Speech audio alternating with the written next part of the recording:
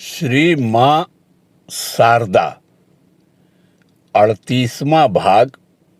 जय ठाकुर, जय माँ। ओम शिव शिव शिव।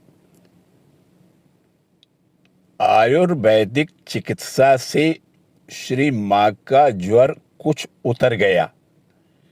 सबके हृदयों में कुछ आशा का संचार हुआ और बार की भांति इस बार भी राधु, नलिनी, माकू आदि भतीजियां माँ के साथ आई थी। राधु का लड़का वनु भी था। माँ के प्रति राधु का अत्याचार मानो कदम कदम बढ़ता जा रहा था। माँ इधर इतनी बीमार थी, पर राधु की उस ओर तनिक भी नजर नहीं थी। वह तो अपने ही विचारों में मस्त थी। अब तक श्री माँ उसके सारे अत्याचार सहती रही, पर अब धीरे धीरे उनके लिए भी वह सब असह्य हो उठा। एक दिन एक महिला भक्त माँ के पास आई। उसके पास खेद प्रकट करते हुए माँ ने कहा, हाय बेटी, इस राधु के लिए तो मेरा सब कुछ गया। देह, धर्म, कर्म, अर्थ, जो कुछ कहो सब। लड़के को तो वह मार ही डालती थी। यहां आकर सरला के हाथ सौंप देने से वह बच गया। फिर कांजीलाल भी देख रहा है। इसी समय डॉक्टर कांजीलाल माँ को देखने आए। राधु ने भी आकर कहा, मेरा हाथ देखो तो। नीचे लोहे के खंबे से टकराकर फूल गया है। कहीं कहीं छिल जाने से खून भी निकला है। डॉक्टर के देखकर चले जाने पर माँ दुख प्रकट करती हुई कहने लगी, हाय, मेरी बच्ची को कितनी चोट लग गई। आहा, बेचारी मेरी जन्म दुखनी है। शरीर में भला कुछ रह गया है? अरे देखो, कांजीलाल से जरा दवा देने को कह दो, उसे अच्छी कर दे। इसी भांति योग माया का खेल चल रहा था। एक महिला भक्त एकांत में श्री माँ को अपने दर्शन और अनुभूति के संबंध में बतला रही थी। उन्होंने एकाग्र चित्त से सब सुनकर कहा, आहा, वैसा आनंद क्या रोज मिलता है बेटी। सब सत्य है, सब सत्य है। कुछ भी मिथ्या नहीं है बेटी।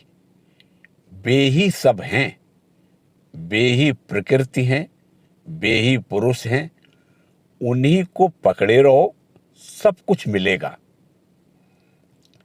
महिला भक्त अपनी अनुभूति के संबंध में कह रही है, किसी किसी दिन गंभीर रात्रि में ध्यान करते समय एक ध्वनि सुन पाती हूं। अधिकांश समय उसे शरीर के दाहिनी ओर से उठते हुए सुनती हूं। कभी कभी मन थोड़ा नीचे आने पर बाईं ओर से उठते हुए भी सुनती हूं। श्री माँ ने कुछ सोचकर कहा, हां, दाहिनी ओर से ही होती है। बाईं ओर से उठना देह भाव से होता है। कुंडलिनी जागृत होने पर ये सब अनुभव होते हैं। दाईं ओर से जो उठती है वही ठीक है। अंत में मन ही गुरु हो जाता है। मन स्थिर करके यदि कोई 2 मिनट भी उन्हें अर्थात भगवान को पुकार सके तो वह भी अच्छा है। आयुर्वेदिक चिकित्सा से ज्वर लगभग 2 सप्ताह बंद रहने के बाद फिर से श्री मां को ज्वर हो आया। अतः लाचार हो एलोपैथिक चिकित्सा शुरू की गई। धीरे धीरे श्री मां अधिकाधिक ध्यान मग्न रहने लगी।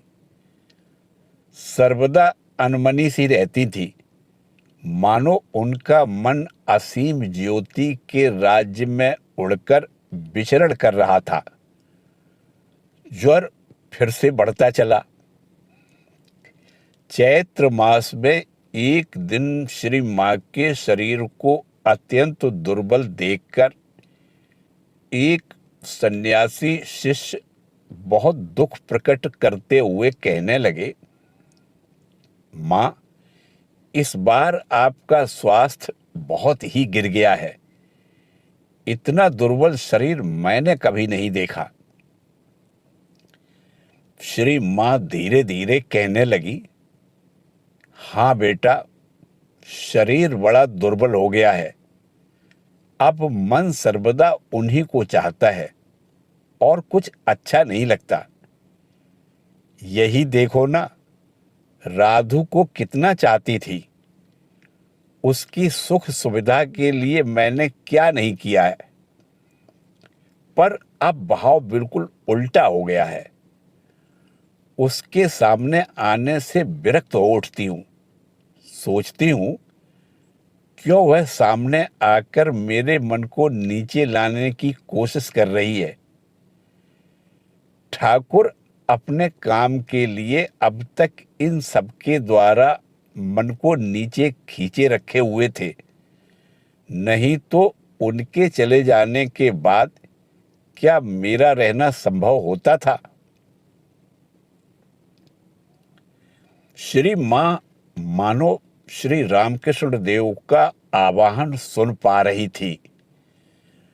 स्वेच्छा से लिए हुए उनके सारे माया के आवरण अब हटते जा रहे थे।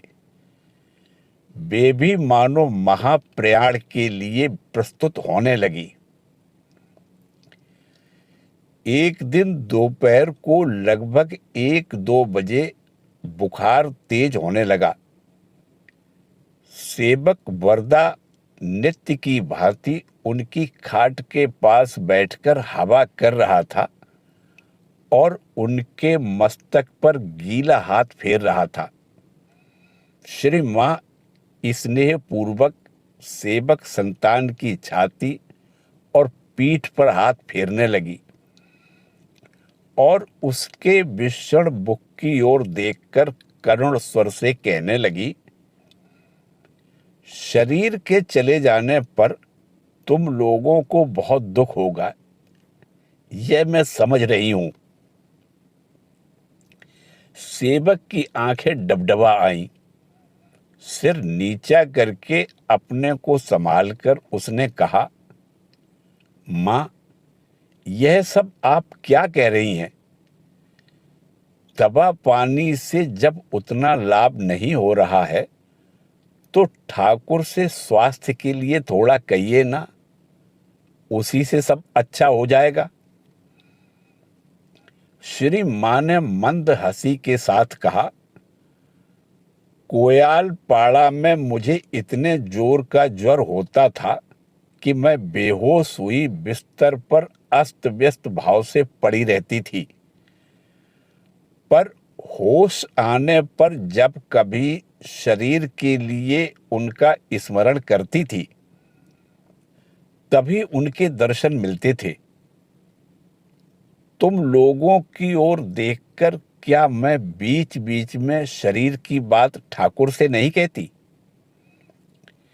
पर अब जब कभी शरीर के लिए उनका स्मरण करती हूं, तब तो किसी प्रकार उनके दर्शन नहीं मिलते। मुझे लगता है उनकी इच्छा नहीं है कि यह शरीर रहे। तुम लोगों की देखभाल के लिए शर्त है ना। सारी चिकित्साएं व्यर्थ हुईं। रोग दिन पर दिन बढ़ता ही चला। कलकत्ते के सबसे बड़े डॉक्टर नील रतन सरकार को भी लाया गया। उन्होंने कहा कि काला ज्वर हो गया है। तदनुसार चिकित्सा चलने लगी, पर ज्वर थोड़ा भी कम नहीं हुआ। दिन में 3-4 बार बुखार चढ़ आता था। पित्त प्रधान ज्वर था। इस कारण शरीर में असहज जलन होती थी। माँ कहती, पाना पुकुर में डूबे रहने का जी करता है। तब गर्मी के दिन थे। एक दिन बहुत दूर जाने पर बर्फ मिली। इधर माँ का बुखार चढ़ रहा था। शरीर में भीषण जलन हो रही थी। बर्फ के कपड़े में लपेटकर उस पर माँ का हाथ रखते ही उन्हें आराम मिला। वे सेवक का नाम लेकर कह उठी, ओ रास बिहारी, यह कहाँ से पाया तुमने? इतने कष्ट और बीमारी की दशा में भी सब कोई श्री माँ का स्नेह स्पर्श पाते थे। सेवक सवेरे डॉक्टर के पास जाने वाला था, अतः वह रोग का विवरण पूछने श्री माँ के पास आया। माँ स्नेह भरे स्वर से बोली, खाकर जाना, आते देर हो जाएगी। डॉक्टर और वैद्य उन्हें देखने आते थे। वे प्रत्येक का नाम ले लेकर स्वयं फल मिठाई आदि दिलवाती थी। एक दिन आराम बाग से कुछ परिचित भक्त आए। बहुत धीमे स्वर में श्री माँ रुक रुक कर उन लोगों से पूछने लगी, अच्छे हो बेटा? कुछ खाया नहीं जाता। दुर्बल हो गई हूं। बरदा चल बसा। देश की खबर भी लेने लगी। उधर पानी बरसा है। फिर भक्तों से सस्नेह पूछने लगी, प्रसाद ग्रहण करोगे ना? कुछ दिन पहले आराम बाग के भक्तों ने रमणी नामक एक स्त्री के हाथ से श्री माँ के लिए कुछ कच्चे ताड़ फल भेजे थे। वह स्त्री श्री माँ की परिचित थी। कई बार कुछ सामग्रियां लेकर जयराम बाटी भी गई थी। उसके संबंध में माँ कहने लगी, रमणी कब आई थी पता नहीं, बुखार के कारण होश नहीं था। उससे कहना कि मन में दुख न लाए। काशी में स्वामी अद्भुतानंद जी सख्त बीमार थे। श्री माँ रोग शैया में पड़ी हुई उनकी खबर सुन रही थी। उनके लिए भी माँ की कितनी उत्कंठा थी। काशी से कोई आते ही वे रोज खबर लेती, पूछती, लाटू कैसा है? निर्माण मोहा माँ धीरे धीरे माया का त्याग कर अपने स्वरूप में लीन हुई जा रही थी। इसी समय की बात है। माँ के तृतीय भाई बरदा कठिन निमोनिया से चल बसे। माँ को केवल उनकी बीमारी की खबर ही दी गई। उनकी मृत्यु का संवाद माँ की अस्वस्थता को देखते हुए उनसे गुप्त रखा गया। तो भी माँ ने वह जान लिया। कहा, बरदा शायद चल बसा। मैंने देखा, बरामदे के जंगले के पास खड़ा मेरी ओर ताक रहा है। तब उन्हें सारी बात बतलाई गई। स्नेहास्पद भाई के मृत्यु संवाद पर श्री मां ने बस सामयिक शोक प्रकट मात्र किया। इस घटना के कुछ दिन बाद ही एक ब्रह्मचारी आया। वह जयराम बाटी में श्री मां का सेवक था। मां के भाइयों को घनिष्ठ रूप से जानता था। ब्रह्मचारी से बातचीत के प्रसंग में श्री मां ने कहा, सुना तुमने, बरदा अब नहीं रहा। मां की वाणी में शोक का लेश मात्र भी नहीं था। इसीलिए उनकी बात का मर्म समझने में असमर्थ हो ब्रह्मचारी केवल उनकी मुख की ओर ताकता रहा। मां ने तब स्पष्ट करते हुए कहा, अरे जयराम बाटी के फुदे का बाप। यहां तक कि उन्होंने मेरा भाई कहकर भी उल्लेख नहीं किया। श्री मां का अपार्थिव मन अब धीरे धीरे स्वरूप में लीन होता जा रहा है। यह बात दिन पर दिन छोटी बड़ी अनेक घटनाओं से प्रकट होने लगी। वे अब राधु आदि की बहुधा खोज खबर नहीं लेती थी। उनके सामने आने पर भी वे मानो विरक्त हो कुछ क्षण बाद ही अपना मुंह फेर लेती थी।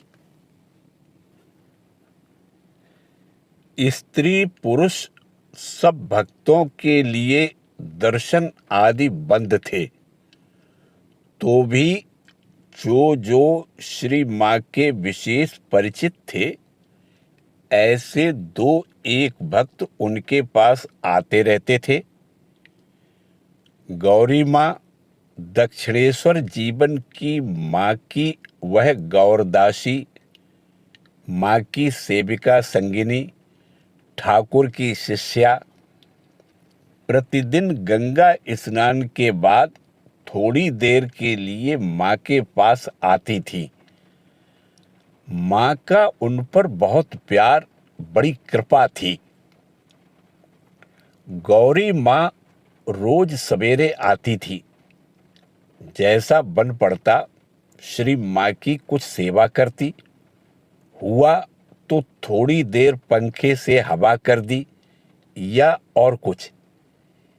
इसी से उन्हें परम संतोष होता था। किंतु एक दिन उनके आते ही श्री मां का सहसा भावांतर हो गया। वे कुछ कड़े स्वर से कह उठी, मुझे स्पर्श न करो। रोज क्या करने, क्या देखने आती हो? मुझे क्यों इस तरह सताने आती हो? श्री मां की इस अचिंतनीय उदासीनता से गौरी मां स्तंभित रह गई। शुष्क नेत्रों से श्री मां की ओर देखती हुई वे कातर कंठ से बोली, मां, आप इतनी बीमार हैं, इससे हम लोगों के मन में शांति नहीं है। इसीलिए रोज एक बार आपको देखने आ जाती हूं। श्री मां ने कुछ चुप रहकर कहा, यदि आओ भी तो मेरे कमरे में ना आना, दरवाजे के बाहर से देख जाना और कोई बातचीत न करना। गौरी मां के मुंह पर मानो ताला पड़ गया। रोते रोते उन्होंने विदा ली। उसके बाद भी वे प्रतिदिन आती, पर मां के कमरे के दरवाजे के बाहर बहुत देर तक चुप बैठी रहती और हृदय की वेदना आंखों के रास्ते आंसुओं के रूप में प्रकट करती। मां सब कुछ देखती, पर वे अचल अटल निर्विकार पड़ी रहती। एक एक करके वे सारे माया बंधन काटती जा रही थी। बुखार बढ़ने पर वे छटपटाने लगती और अक्सर कहती, मुझे गंगा के तट पर ले चलो। गंगा तीर पर मैं ठंडी होऊंगी। वे मानो माइक घेरे से निकल जाना चाहती थी। शरत महाराज गंगा के तीर पर मकान की खोज में थे।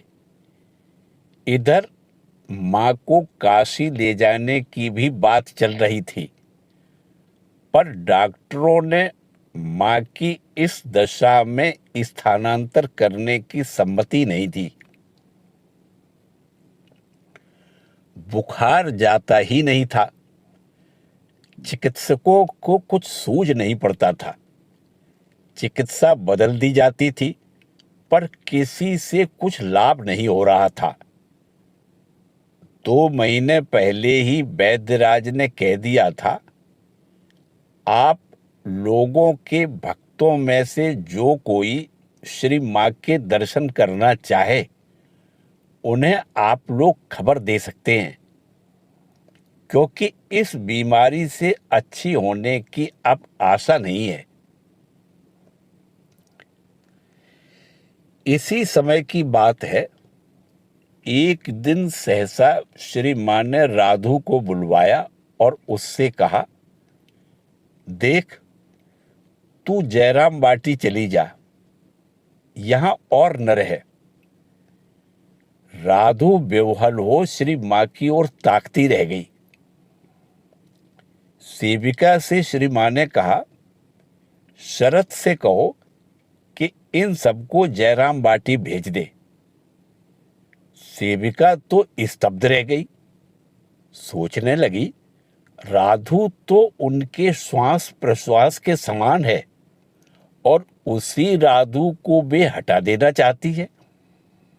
इसीलिए उसने पूछा, उन लोगों को भिजवा देने के लिए आप क्यों कह रही हैं? राधु को छोड़कर आप रह सकेंगी? मां ने सहज स्वर से कहा, बिल्कुल रह सकूंगी, मन उठा लिया है।